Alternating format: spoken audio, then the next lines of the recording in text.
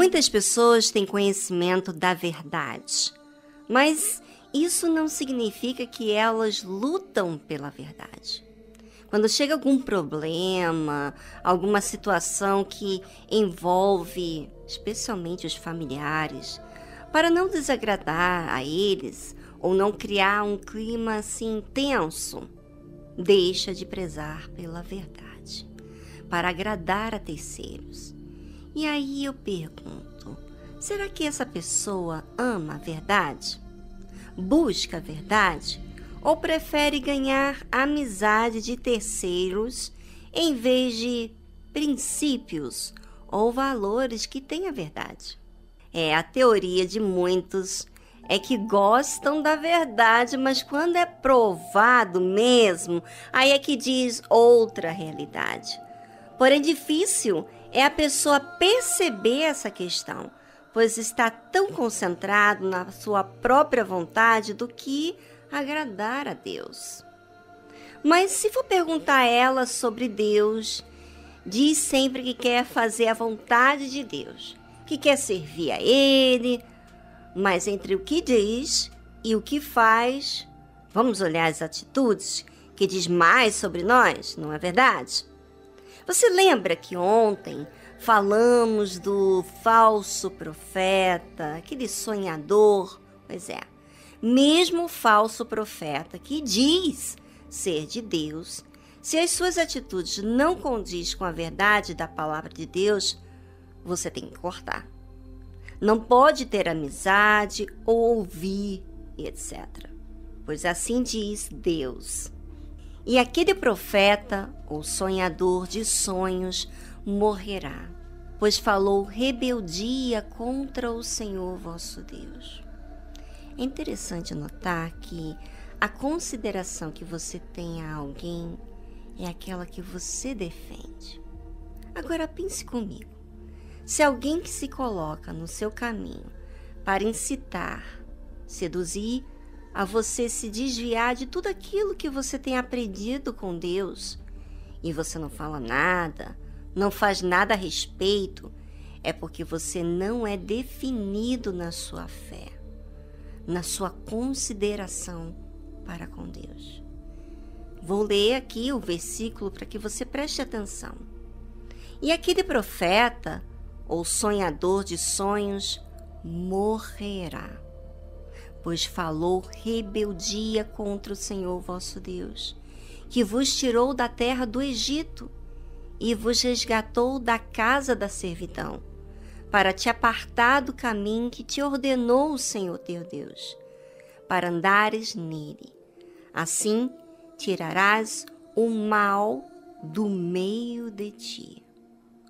O profeta, que tem conhecimento da verdade, mas não teme a Deus, quando ele incita a qualquer um a se rebelar contra Deus, fazendo assim com que os ouvintes a terem maus olhos, malícia, a não ter temor a Deus, esse profeta morrerá. Na verdade, até está morto espiritualmente falando.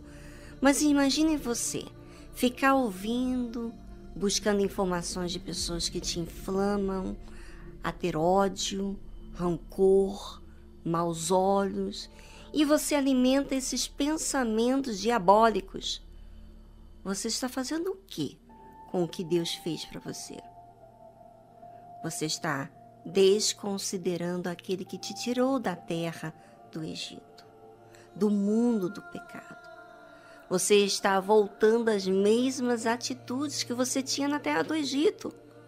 Foi Deus que te resgatou da casa de servidão. Agora imagina você ser escravo, não ter nenhum alívio, viver de forma afligida o tempo todo. E Deus vai lá e te resgata, e você agora dá ouvidos àqueles que querem manchar a sua fé. Tudo aquilo que foi construído durante o seu percurso com Deus, você joga no lixo para dar ouvidos àquele que não te resgatou. Por favor, é muita estupidez isso. Mas a fé emotiva não deixa a pessoa pensar em Deus. Mas sabe o que ela faz? ela faz a pessoa ficar olhando para os outros, em vez de cuidar da sua própria conduta diante de Deus. E o mal quer justamente fazer você se apartar de Deus, para que você volte a servir a Ele novamente. E como ele faz isso? Sempre trazendo ideias à sua mente, malícia para que você se aparta do caminho de Deus, que te orientou, né? Que te disciplinou, para que você andasse nele. Ou seja, o diabo quer que você pense em uma ideia dele, para que você sirva e foque, em vez de focar em Deus. E algo interessante é que diz assim: assim tirarás o mal do meio de ti.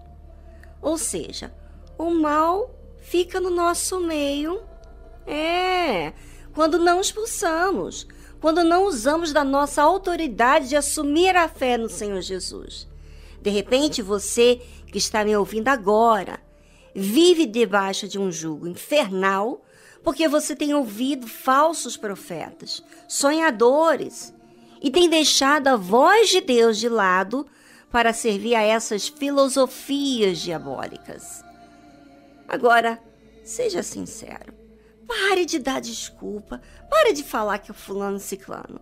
Avance agora para o que vai arrancar o mal da sua vida. Como? Remova de si todos esses pensamentos feios que você tem da Igreja Universal. Você é ouvinte. Você frequenta de vez em quando a Igreja Universal ou não. Sabe? Você tem malícia porque já falaram muitas coisas na mídia, na internet, do pastor, ou até mesmo uma pessoa que você tem trabalhado junto. Seja quem for, remova esse pensamento maligno, porque o mal já está aí trabalhando na sua vida. Pois a fé não lhe faz você ter malícia, mas pureza.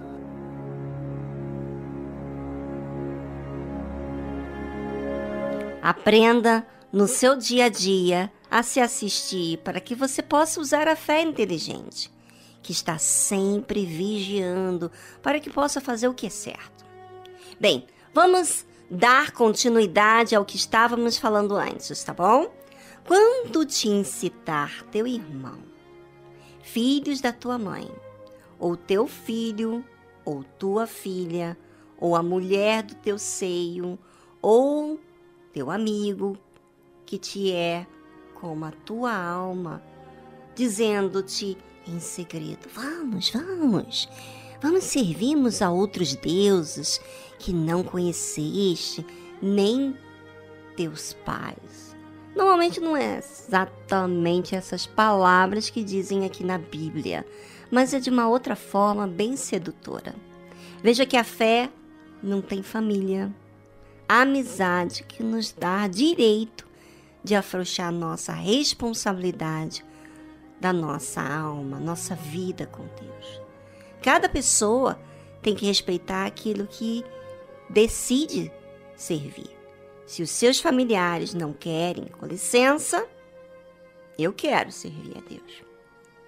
E não há amizade, conversa, companhia da minha parte, pois o Deus que me tirou do inferno foi que olhou para mim, me arrancou do Egito, da escravidão, e de lá eu não vou voltar não. Eu não sei você, talvez você sim. Eu gosto do Egito, gostava da minha vida balada, de fumar, com as amizades que eu tinha muitos amigos. Você sente falta do que você fazia e que no final você até esquece que no fim do dia você ia deitar chorando, triste, amargurada. Esquece de tudo aquilo, você lembra das emoções, da flor da pele. Pois é, muitas pessoas se enchem de vontades a coisas que são ilusórias e não defendem a verdade. Na verdade, elas defendem ilusão, né? Eu lembro de uma vez que um dia o Luiz, o filho que Deus me deu, veio para morar comigo. E ele ainda não tinha sido liberto. E eu, como mãe, estava indo na corrente sexta-feira com ele. E pedi ao pastor, na oração forte, falei assim, pastor, por favor, faça uma oração forte no Luiz, sacode mesmo, né? Acabando a reunião, o Luiz perguntou, mãe, você pediu ao pastor para orar forte em mim? Colocar as mãos na minha cabeça? Eu disse, sim, pedi. Aí ele me disse, eu não gosto que ninguém coloque a mão na minha cabeça. Eu disse para ele, olha, é? Você não quer que eu te ajude? Tá bom. Pois então agora fique sabendo, Luiz, você vai lutar sozinho. Vai buscar pela sua libertação sozinho. Porque tem muita gente que quer e eu não vou perder tempo com quem não quer. Se você não quer ajuda, se você se sente ofendido, você lute sozinho, paciência. Eu não vou aqui ficar choramingando por você, sofrendo. Porque na realidade, por que eu decidi assim? Porque na realidade já estava dentro de mim aqueles conflitos, aquela novidade, foi logo quando ele chegou. E aquilo não estava fazendo bem. Aquela preocupação demasiado com ele, o que ia acontecer. E quando ele disse aquilo, era como se ele estivesse mostrando para mim que eu estava idolatrando aquela solução do problema, né? Eu queria que ele fosse liberto logo, estava cuidando dele, ajudando ele, participando junto com ele na reunião. E aí ele ficou muito assustado, porque não tinha conhecido essa mãe tão decidida. Ele via aquela mãe paciente, aquela mãe carinhosa, aquela mãe que explicava tudo para ele. Mas quando falou, quando tocou na minha fé, pera lá, gente. Não, isso aqui não dá não. Você não vai tocar naquilo que interfere o meu relacionamento com Deus. Eu já não estou bem por ficar preocupada demasiado com você. Então, você vai lutar sozinho e eu vou lutar, eu vou servir a Deus como eu sempre fiz.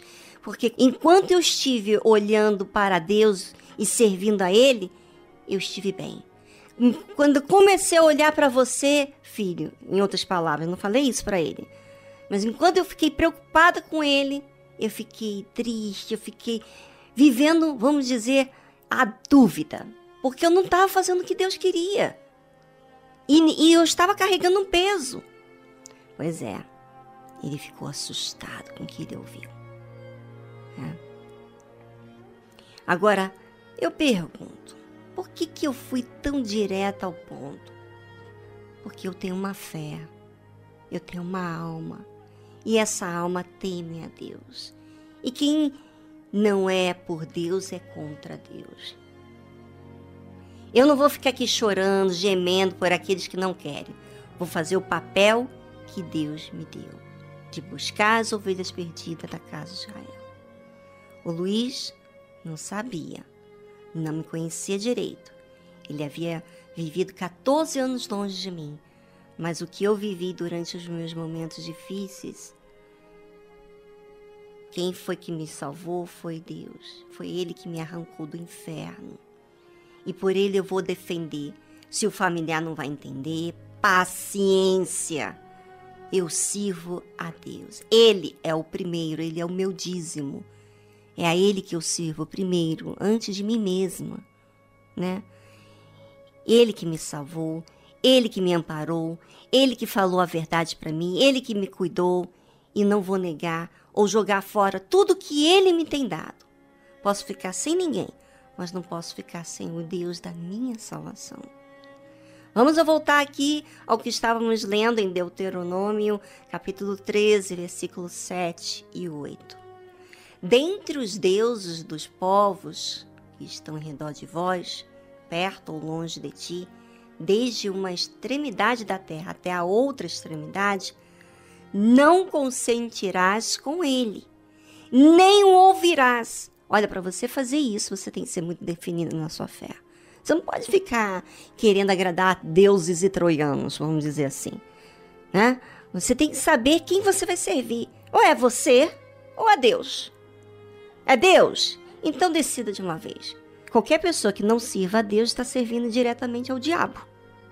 Então, você vai servir ao diabo e vai colher as consequências disso também.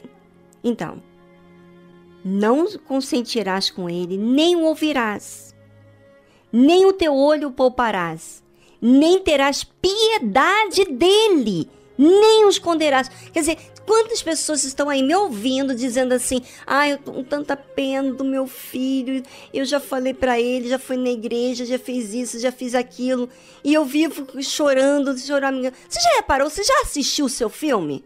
Olha para o seu filme, senhora. Olha para o seu filme, pai. Olha para o seu filme. Olha o que tem resolvido esse tempo todo de preocupação. O que você fez com a sua fé? Você viveu o quê? Dúvidas. Porque você não está fazendo o que você tem que fazer.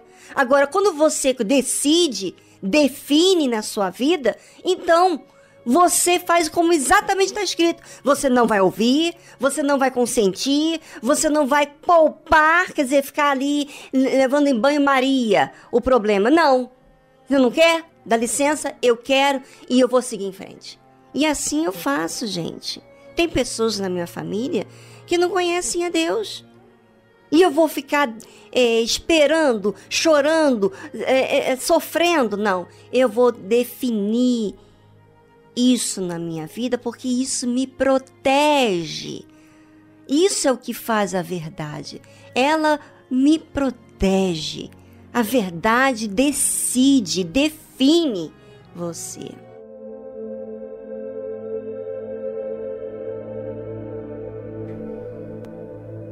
E a Bíblia continua falando, gente, mas certamente o matarás. A tua mão será a primeira contra ele. Quer dizer, quem tem que se levantar contra o mal é você, porque senão o mal vai ficar pisando em você. Olha quantas vezes você está chorando, preocupada, ansiosa, irritado, fazendo coisas indevidas por causa da sua ansiedade, da sua preocupação, da sua dúvida, do porquê você não faz o certo, então você faz tudo errado. Então você tem que exterminar esse mal. Qualquer mal que queira me influenciar, eu devo anular, eu devo, vamos dizer assim, matar. Como? Exterminar da minha vida. Não ter amizade, nada que me desligue de Deus, que fica me fazendo ficar preocupada. Isso não é fé. Isso não é fé, fé traz paz. E essa forma de tratar o mal é a defesa que eu tenho para com a minha salvação. E o valor que eu dou a Deus. E o valor que eu dou à palavra dele. O ensino dele. Né? Ou você tem uma fé definida, ou você serve a Deus, ou você não serve. Ou você é radical contra o pecado, ou você é amigo do pecado. Antigamente, eles literalmente matavam, exterminavam qualquer um que se rebelasse contra Deus, para justamente não aumentar, vamos dizer assim, esse vírus, né? Porque é contagioso. Mas hoje, não é matando uma pessoa, é você cortando aquele vínculo ou aquele pensamento que deixa você na dúvida. Quem faz isso sou eu que decido. Para que eu extermine o mal de dentro de mim, eu tenho que odiar aquilo que está fazendo mal para mim. É sentimento, é emoção, é dúvida. Eu tenho que odiar aquilo que está fazendo mal. E da onde está a preocupação com o filho? A preocupação com o marido ou a esposa? Que seja. Ou seja, isso quer dizer que você, temos o domínio sobre o mal. Quando eu decido cortar o mal. Não alimento mais aquele mal. Não fico mais preocupado, não fico alimentando pensamento de preocupação mais. Entrego na mão de Deus e agora, Deus, o Senhor vai resolver essa questão. A palavra de Deus é muito profunda. Entra no mais profundo do nosso ser. A tal ponto que divide o que é certo e o que é errado. E podemos nos ver claramente as nossas ações no nosso dia a dia. Isso que eu estou falando se refere à alma. Você já ouviu tanto falar da alma aqui, como vencer as nossas guerras, né? Você já ouviu falar os segredos e mistérios da alma? Você sabe que nós temos reunião quarta-feira justamente para cuidar desse ponto tão importante que é a alma. E às vezes você não entende o que é essa alma. A alma fala de um todo seu. Quem que você tem prezado mais? Deus? Família? Trabalho? Bem, se você está se observando, certamente você está achando verdades. Por isso que o mal quer te manter ocupado na sua mente, para que você justamente não reflita, não use a sua fé inteligente. Porque enquanto você não usa a sua fé inteligente, sabe o que vai acontecer? Ele vai manipular você com essas emoções. Pois você usando o raciocínio, você vai definir o que fará com os seus erros, que corrigirá. E isso ele não quer. Você é realmente grato a Deus? Pois é, nossas atitudes falam sobre nós, mais do que as nossas palavras. Atente a si mesmo, todos os dias. Você pode ter feito tudo muito bem até aqui, mas e hoje? Nós precisamos perseverar, porque em nós precisamos exercitar a fé. E você sabe que a fé é algo que demanda esforço da nossa parte. E eu pergunto a você, você tem realmente desejo de servir a Deus? Então, por que você esquece no seu dia a dia? Passe a praticar a sua fé, falando com Ele, se assistindo, buscando fazer algo para Ele, não vivendo apenas no seu mundinho, como eu falei para você, enquanto eu estava vivendo as minhas dores, as minhas preocupações com meu filho, eu não adicionei nada na vida dele. Eu fiquei na dúvida, eu não fiz bem para mim, eu estava me matando. Agora, quando eu comecei a me envolver em servir a Deus, deixar de servir aos meus caprichos, então tudo foi mais leve e Deus fez rapidamente a mudança no Luiz. Em 3 meses, o menino foi batizado no Espírito Santo. Olha só, que bacana. Só obra do Espírito Santo mesmo. Aprenda a dar a outros o que Deus tem te dado.